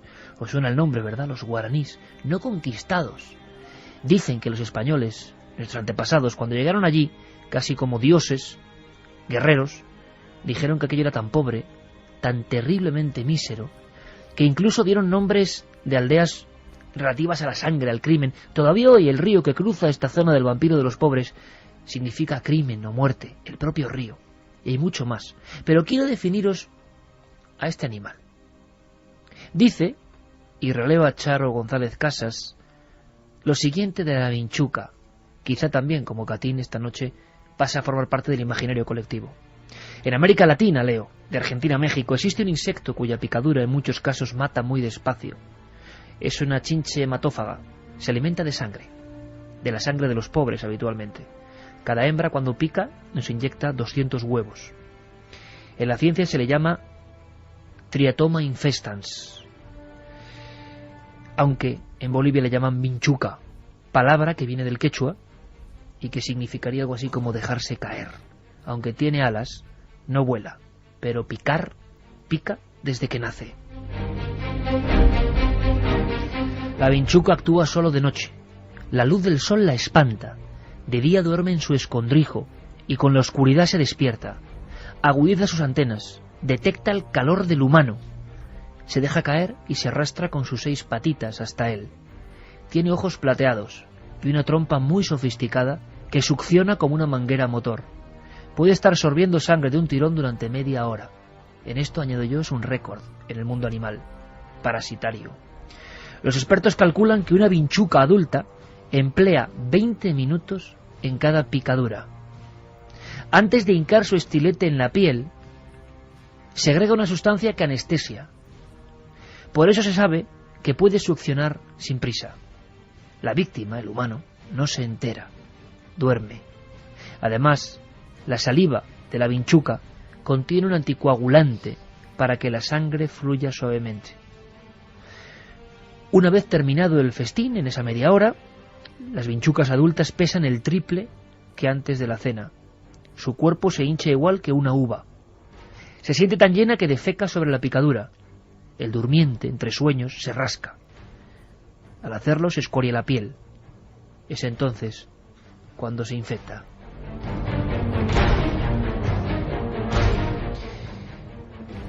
Se cree que la vinchuca y que el mal de Chagas, esta enfermedad mortal para la que no hay cura ni vacuna, procede de Bolivia. Este animal, en principio, picaba a los monos, pero se volvió domiciliaria. Encontró su refugio en las grietas de las casas de adobe en las que habitan los pobres. Descubrió también que le encantaba, además de la sangre de humanos, la de conejos y gallinas. Aprendió a burlar al hombre, cuyo aliento al respirar dormido le despertaba el hambre. Para la vinchuca, no hay sangre más nutritiva que la humana. Pero no todas las vinchucas están infectadas. Si te pica una vinchuca sana, no te pasa nada. Solo transmiten el mal las que contienen en su interior un parásito. Se llama Trypanosoma cruzi. La palabra procede del griego trípano, que quiere decir taladro, un cuerpo que taladra. Este pequeño parásito que lleva la vinchuca en su trompa sobrevive en el líquido, se compone de una célula y tiene una cola o flagelo con la que nada y se propulsa por nuestra sangre. Para el tripanosoma, el corazón, el esófago, el colon, el cerebro y los nervios de nosotros, los seres humanos, constituyen un hábitat perfecto. Ese parásito se siente en nosotros como en un hotel de lujo. Es un invasor muy listo. Si mata a quien le hospeda, él también morirá. Por eso crece y crece sin causar molestias, desde que ingresa en la sangre hasta que la víctima siente los primeros síntomas. Pueden pasar 20 años. En muchas ocasiones, mata. El paciente no siente dolores, no sabe que está enfermo. Un día cae al suelo, muerto. Parece un paro cardíaco. Pero si se le hace la autopsia, se comprobará que la víctima tenía el corazón saqueado por los tripanosomas de la minchuca. Es el llamado mal de Chagas, descubierto por el médico Carlos Chagas en 1909. Hay una cosa más que añado yo a esta descripción terrorífica donde las hayas. Había un signo con un nombre de un doctor, ahora mismo hablo de memoria, puede ser el signo Quirós. Cuando la vinchuca picaba en un ojo, en el lacrimal de un ojo, este se hinchaba como una pelota de tenis de color negro. Y muchos niños y muchos jóvenes tenían esa tez con ese ojo completamente inflamado. Y era el acto de que pronto iban a morir. Se habla de 25 millones de infectados por este mal de Chagas, una de las pocas enfermedades para las que no hay solución. Muchos dicen que al ser un lugar tan pobre, el Chaco boliviano, el lugar de los antiguos guaraníes, ni las farmacéuticas, yo no lo digo, lo dicen, ni las farmacéuticas, ni los laboratorios, ni nadie invierte en nada. La gente muere por la calle y cada día, en estas regiones de Bolivia, se calcula que mueren cada día 300 personas del mal de Chagas. Vamos a saber algo más porque encima hay noticias de última hora. Es más, Carmen, las momias más antiguas del mundo, que tú y yo hemos tenido aquí enfrente y hemos filmado, en Arica, en Chile, la momia Chinchorro, de hasta 9.000 años. Ahora, curioso, esta semana se descubre que muchas de ellas habían muerto y eran enterradas con esas máscaras por el mal de Chagas, como una maldición antigua. Sí, se ha descubierto varias cosas sobre las momias Chinchorro. Aparte de que muchas de ellas, después de hacerle las pruebas de ADN a algunos de los pelos, el 90% de ellas, decían los estudios, han dado los resultados que habían estado infectadas por el mal de Chagas, que además era pues un mal que se daba mucho en esa zona precisamente porque tenían las chozas en las que vivían estas momias Chinchorro de hace 7.000 años, recordemos que tienen entre 7.000 y 9.000 años, al parecer vivían en una especie de cabañas que eran tapadas con unos techos de paja donde se ocultaban ellas. Se ocultaban estos bichos.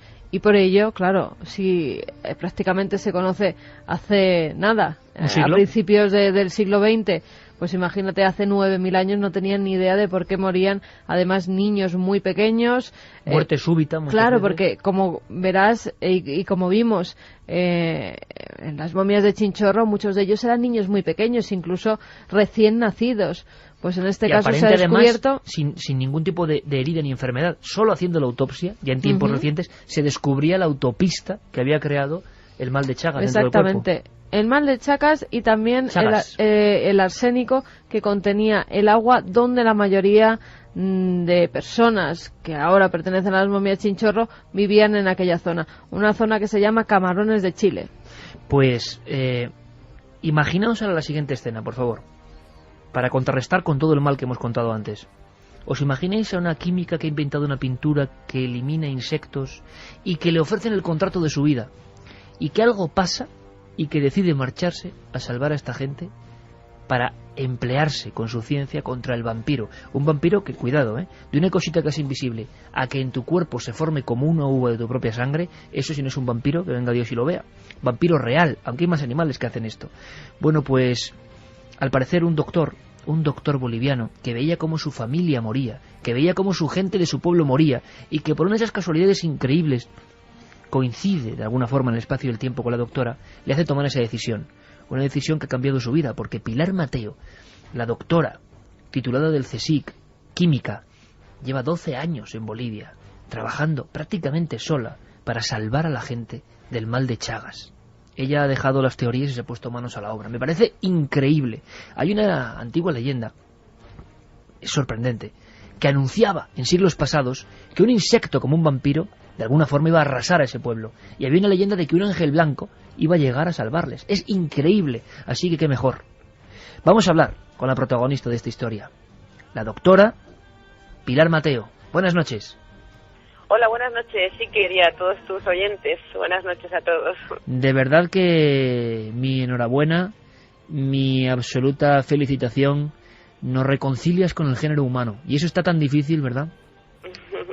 Bueno, muchísimas gracias, pero creo que hay mucha gente anónima por el mundo que está haciendo una batalla silenciosa y bueno, que esperemos que entre todos podamos acabar con esta guerra de la pobreza, ¿no? Si pasamos a la acción de una vez y empezamos no solamente con la ciencia, sino con otras muchas actividades, empezamos los científicos y los que caemos en nuestros lugares a pasar a la acción y a denunciar también realmente lo que está pasando, porque sí que es cierto que el mal de Chagas es una enfermedad que transmite un vampiro, un hematófago, es la vinchuca, como muy bien has explicado, pero realmente hay mucho más, esconde mucho más. Yo ya, aunque le molesta a gente escucharlo, yo soy de las que digo que el mal de Chagas, en el caso del pueblo guaraní, que es el que conozco yo, es un genocidio consentido y clarísimo. Hay un momento en que se te pone, bueno, pues en la balanza esa toma de decisiones. Tú llegas a perfeccionar esa pintura. Si no me equivoco, Pilar, la probáis en Guardamar del Segura, ¿no?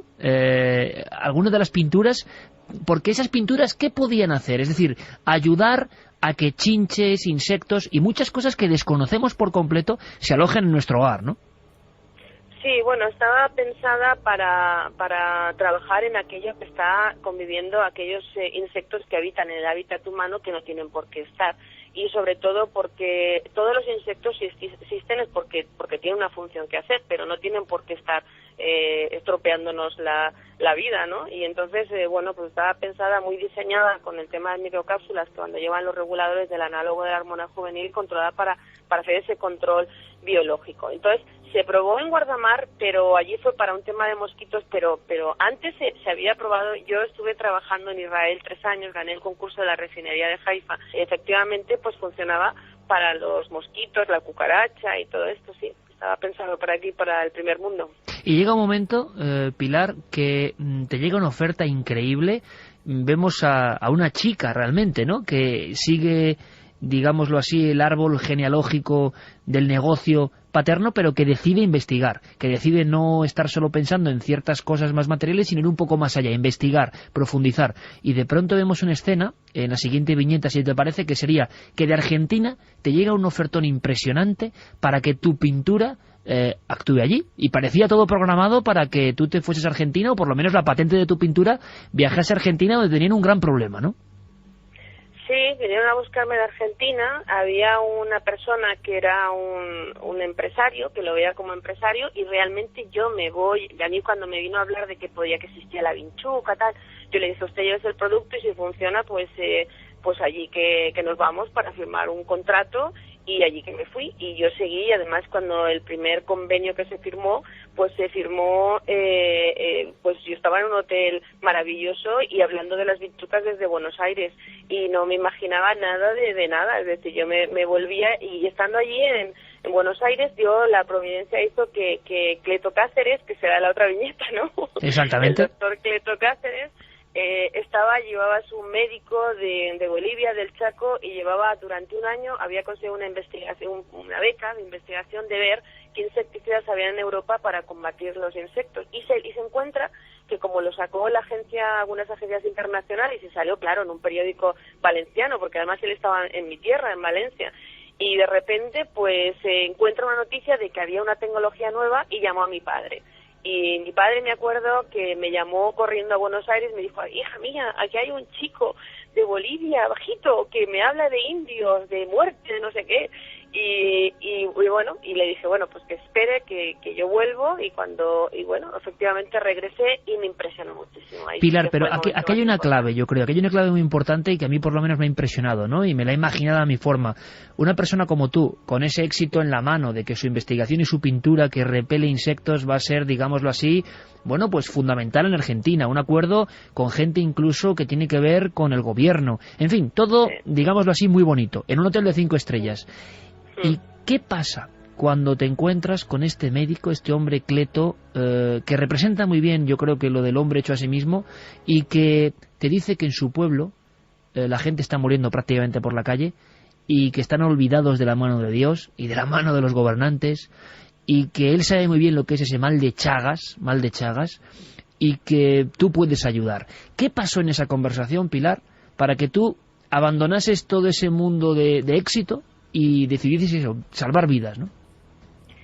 Bueno, sinceramente, en un primer momento, yo creo que me acompañó la prepotencia que nos caracteriza a los occidentales, pensando que lo vamos a solucionar todo. Yo creo que ahí se unía todavía a esa parte de que, bueno, han venido a buscarme, porque desde la distancia él me hablaba que se moría su pueblo, que tal, me impresionó muchísimo. Dije, bueno, yo voy a salvar a millones de personas y va a ser fácil, voy a llegar allí en un mes y lo voy a solucionar. Y entonces sí que fue difícil, porque cuando fui a mis padres y mis hijos que eran pequeñitos, y les dije, mira, me voy todo porque la gente se muere, creo que tengo que estar ahí. Pero sí que había una parte de mí que decía, bueno, yo me impresionó muchísimo pensar que mi tecnología puede salvar vidas, pero sobre todo la parte que creía que lo iba a hacer.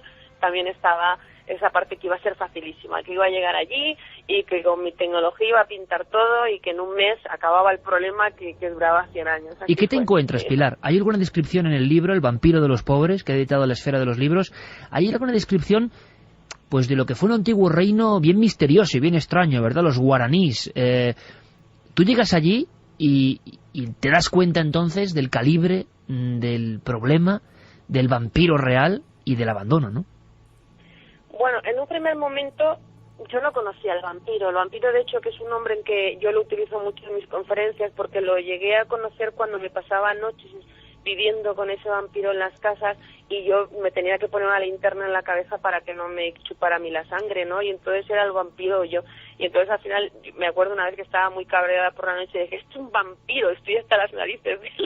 y bueno, de ahí salió lo del vampiro y el vampiro de los pobres, evidentemente, porque este hematófago es tan cobarde que actúa por la noche y a oscuras, ¿no? Bueno, pues yo llegué realmente, creo que ha sido la vez que más me he emocionado, porque luego, claro, evidentemente cuando se ha muerto tanta gente en mis brazos de una muerte súbita, he padecido tantas cosas que tienes que estar contenta, incluso acompañar en la muerte es muy importante a la gente y tienes que hacerte fuerte, ¿no? Pero yo llegué y me acuerdo que me habían dicho que estaba a 200 kilómetros y decía, bueno, 200 kilómetros, eso en 2 horitas, 3 horitas estoy ya en Camiri, llegarán enseguida los botes de pintura, me pondré a pintar. Pero pasó que no habían carreteras, pero es que no había ni siquiera un barecito, ni había nada por el mitad del camino, absolutamente nada, ni nada, y empezabas ya, pues sobre todo las mujeres no tenemos mucho más problema cuando quieres ir al baño en la selva, y claro, yo no estaba preparada para esa vida, pero llegué pensando que iba a estar durante pues 3, 4, 5 horas, pero llevaba 9 horas ya de camino y nunca llegaba, y además como era época del Niño y llovía, pues el suelo se te quedaba trancado el carro, y no podía seguir. Y entonces me habían estado esperando en un pueblo en Gutiérrez, a mitad de camino, se habían enterado que una especie que habían un curso como de enfermería, pero eran unas madres que les daban cursos de higiene o algo así, y se habían enterado que había una tecnología nueva. Pero yo llegué, me estaban esperando desde las 5 de la tarde, yo llegué a las 3, a las 4 de la mañana, ya no recuerdo, y cuando llegué las tenía todas, allá eran 40 mujeres que estaban estudiando, se habían quedado en sus comunidades allí, y llegué yo, y yo fíjate que estoy acostumbrada a hablar en público, y no pude, me puse a llorar como una tonta, porque me sentía incapaz de darles una respuesta, porque no sabía si iba a funcionar. Me sentía impotente, decía, bueno, me están esperando por sobrevivir, sus hijos me están hablando que se mueren, y yo estoy aquí, y vengo como una tonta, y yo no sé si voy a servir. Son casas sin paredes, gente malnutrida, y entonces, pues claro, empiezas a vivir, y es que la gente no tenía ilusión, es gente enferma. Y empezó así, y empezó muchos años con muchas patadas, porque no interesamos, porque es muy duro. O sea, Mi proyecto ya no, ahora ha crecido muchísimo, pero ha sido durísimo. Entonces, cada tantos años demostrando que allí no llegaban ni investigadores a evaluar ni nada, porque es un sitio muy difícil. Bueno, pues de lo que dice, que siempre he comentado, que fui como científica y me volví indígena, ¿no? Y entonces, al final, pues la ciencia está haciendo muchísimo, pero sobre todo está para la movilización social, que es lo que hemos conseguido, que ha crecido muchísimo el proyecto, y donde quiero invitarte a que vengas, que tenemos una radio ya que llega a 80.000 mujeres todos los días, y que desde allí podríamos hacer el programa directo con la Pachamama, con la tierra, con el magnetismo, para todos tus personas que te están escuchando. Ojalá, Pilar. Amigos de tu programa. Ojalá, porque además son temas muy, muy comunes, y además has logrado que haya luz en un sitio de mucha sombra, porque cuando leemos algunas descripciones de lo que el mal de Chagas, de lo que la vinchuca, de lo de este vampiro actuando sobre la sangre, además con esa, tú lo has dicho, cobardía, ¿no? En plena noche, cayendo desde las grietas de las casas y posándose sobre cualquier persona. Y luego personas que de repente caían fulminadas en la calle poco tiempo después, o a los 15 o 20 años, que es el enigma de este mal de Chagas. Hay imágenes construyendo paredes, levantando casas, con una movilización que nos parece increíble. Evidentemente esa gente te consideraban una enviada, ¿no? Prácticamente. Bueno, hay muchas historias que habrás leído, lo del Ángel Blanco y todo eso, que bueno, pues porque hay una cosa muy curiosa, en el mundo guaraní ha sufrido muchísimo, son grandes guerreros, pero han sufrido varios genocidios a lo largo del siglo pasado y del anterior. Y entonces hubo una matanza en Curuyuqui, que en 1800 algo, que metieron a todos los niños y las madres los metieron en una iglesia para refugiarlos, que no muriesen de la guerra que estaban sufriendo. Y bueno, y hubo una denuncia por parte de un religioso y mataron a todos los niños y mujeres. Entonces, de hecho, luego el obispo de hace unos cuantos años pidió disculpas también, eso es así. Entonces, decidieron nunca más someter a sus hijos y a sus mujeres a este problema de guerra. Y por eso viven en zonas tan difíciles. Entonces ellos, cuando hay un guerrero que se pone delante de una batalla, le llaman el burubicha, el gran burubicha, el gran capitán grande.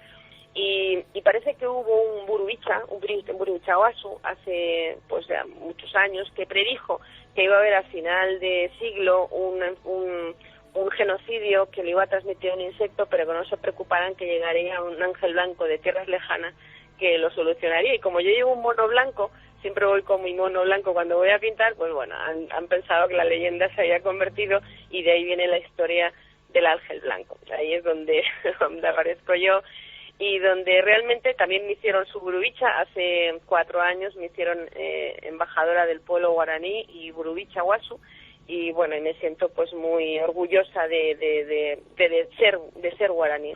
La pintura pues me ha costado muchísimo, porque no interesaba, porque una cosa que estaba diseñado para haber sido mi padre millonario del primer mundo, de repente lo arruino casi, porque nunca llegaba a los resultados, nadie llegaba a evaluarme, yo no podía publicar, yo estoy para salvar vidas, no tengo tiempo de estar publicando, y tenían que venir a publicar otros, a evaluarme. Al final sí, tuve la suerte hace 2 o 3 años que vino para mí uno de los mejores expertos, Leocardo Pinto de Brasil, que llegó a decir que eso era la vacuna de las casas. David Borla de Argentina han empezado a sacar datos, y claro, ya no se puede parar. O sea, lo que pasa es que claro, 12 años viviendo allí, pues ya me he hecho una rebelde, y ahora voy con mi brocha pegando a una vinchuca de 6 patas y a lo que se ponga por medio que lleva de 2 para denunciar lo que pasa, porque de verdad, Iker, sabemos cómo hacerlo, no solamente en el mal de Chagas.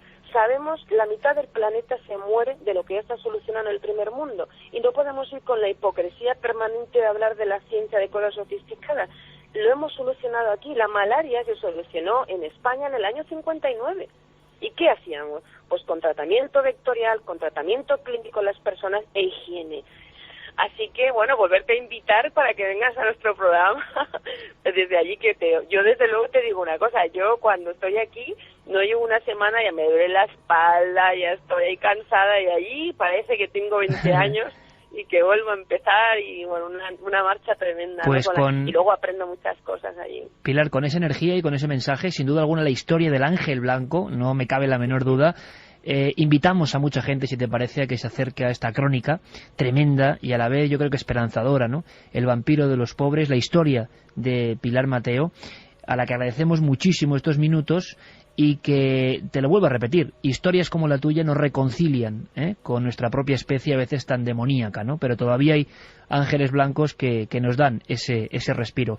Pilar, un abrazo muy fuerte. Pues nada, muchísimas gracias, Iker, y sobre todo no nos olvidemos que los periódicos son para el olvido y los libros para la memoria. Y ya hay un libro que continuamente lo podéis tener en vuestra cabecera para recordar que un mundo sí que es posible con el conocimiento en acción. Así que a ponernos en marcha todos. Claro que Muchas sí. Gracias. Todo un ejemplo, enorme. Pilar. Un abrazo muy fuerte, amiga. Gracias. Gracias.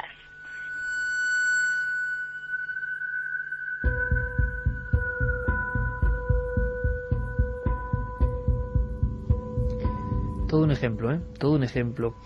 El río que baña esta zona del Chaco boliviano se llama Parapetí, que significa en lengua indígena crimen o muerte. En 4 casas, las primeras 4 casas analizadas, se encontraron moscas, mosquitos, alacranes, arañas, garrapatas, pulgas, cucarachas, y en 4 casas 1.700 vinchucas o vampiro de los pobres. Un dato más, yo hablaba de un signo, ¿no? Un signo que precede a la muerte. El ojo convertido en bola, perdido la visión, en bola negra. Es que me impresionó. Desde 1930 aproximadamente se le llama signo de Romaña. Cecilio Romaña, un médico argentino que se desplazó a estos lugares, fue el primero en definir la profecía, la terrible profecía de este chupasangres. Me dice Yerey Martínez, desde el otro lado de la nave, que pocas veces ha escuchado una definición tan terrible de un vampiro. Esto supera, ¿verdad, Yerey? Nos hablan de Drácula, de Nosferatu, y bueno, da miedo. Pero es que que se oculta ahora mismo en muchas casas, en las grietas del adobe, que está esperando a que llegue la noche, y luego, qué curioso, ¿no? Ojos plateados y la luz le espanta. Es que es un vampiro en comportamiento. Pero, y aquí estamos todos un poco rascándonos, es el problema de este tema, pero no quiero pensar en que por cualquier circunstancia está durmiendo ahí, no sé, en una cuadra, o le ha pillado el tema y está en un establo, o yo qué sé. Pues que encienda la luz. Sí. Ah, bueno, los médicos como Romaña y otros que iban a Bolivia a investigar con la vinchuca, es que ya no con linternas, dormían como con una cruz de candiles de aceite y despertándose para que la vela no se... Porque sabían que en cuanto una vela se apagaba, en esa zona iban a sentir el pinchazo, ¿no?, de la vinchuca. Hay más noticias. El mal de Chagas, noticia de última hora, tiene que ver con derrames cerebrales. Muchos derrames cerebrales que se producen sin más ni más. Y la gente dice, bueno, es que se está investigando y está detrás el mal de Chagas.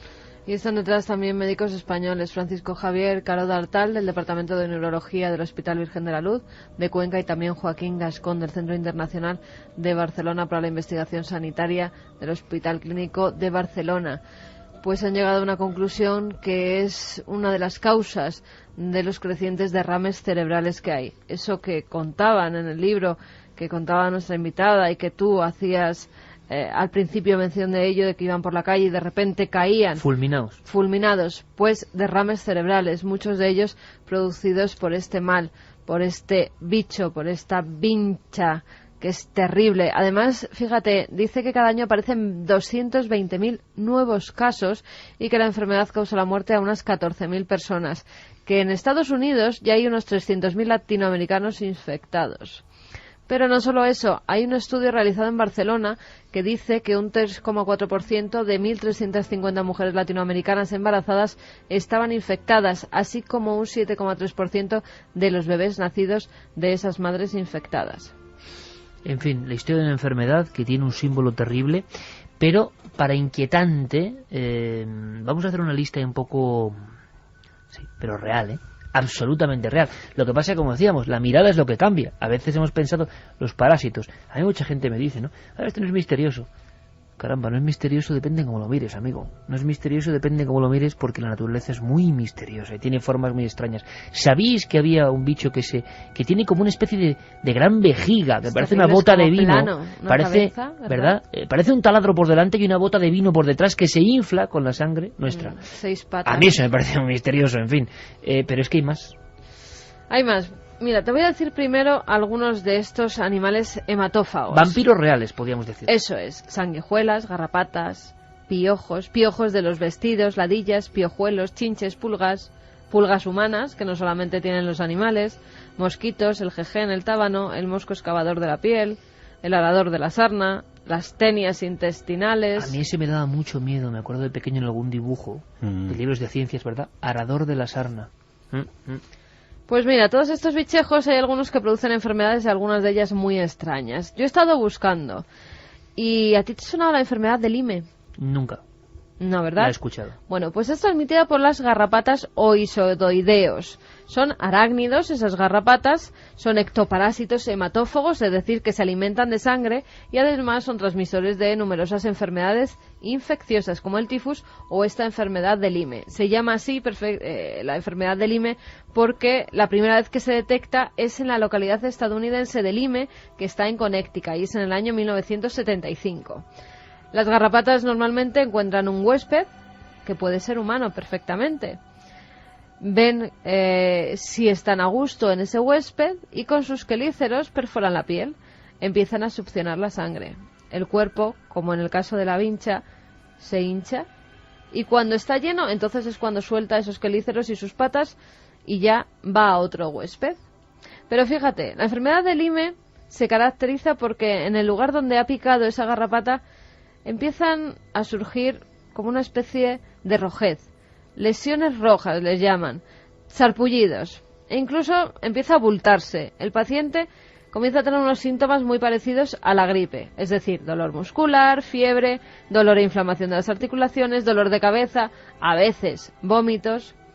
Si no se tratan esos síntomas, que se pueden tratar como una gripe, va a dar lugar a otros síntomas todavía peores.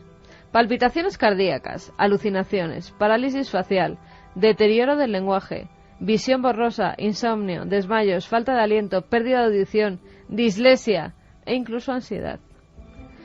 Pero aún así, si no se trata, la última fase sería donde ya estás con cefaleas terribles, cuello rígido, hipersensibilidad a la luz y al sonido, lentitud mental para hablar y escribir, desorientación, problemas de memoria, ataques de pánico, hormigueo en los brazos, taquicardias y temblores musculares.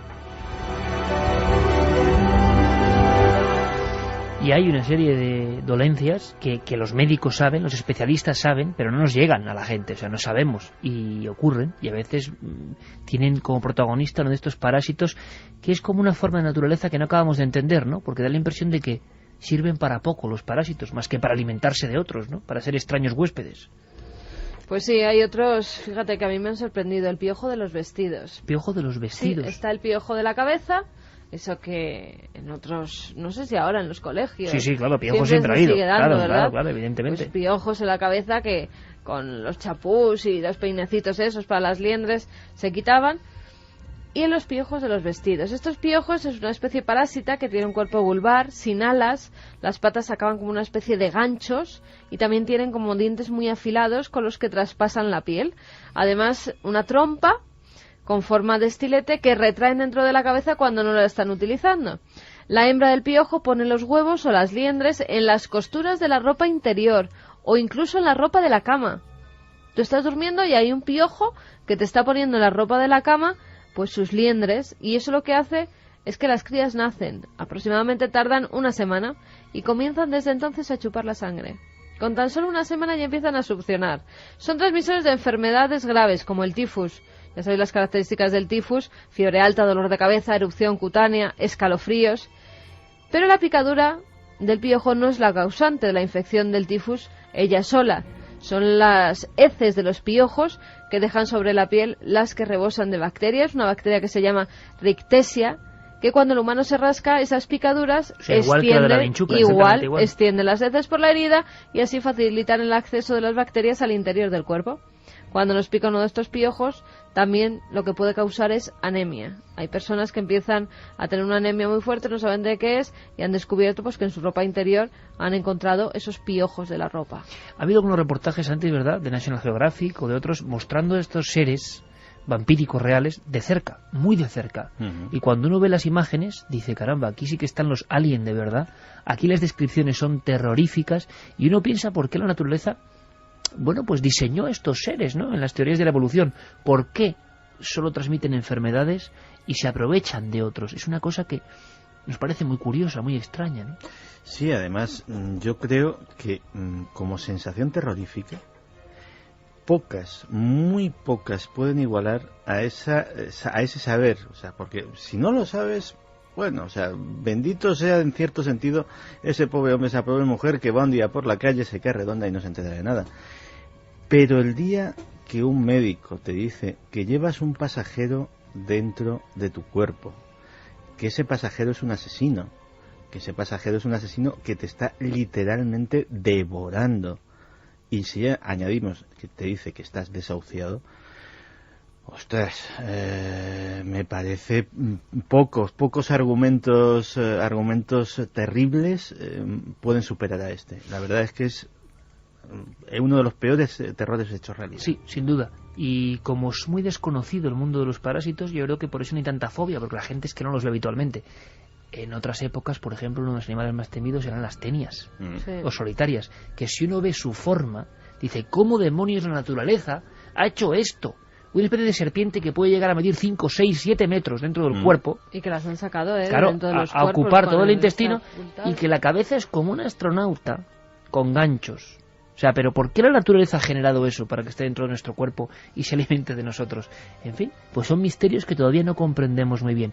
Pero yo creo que lo esperanzador, la escena con la que me quedo en esta segunda hora, y en la tercera vienen muchas noticias, muchas cosas que os van a interesar, de actualidad también.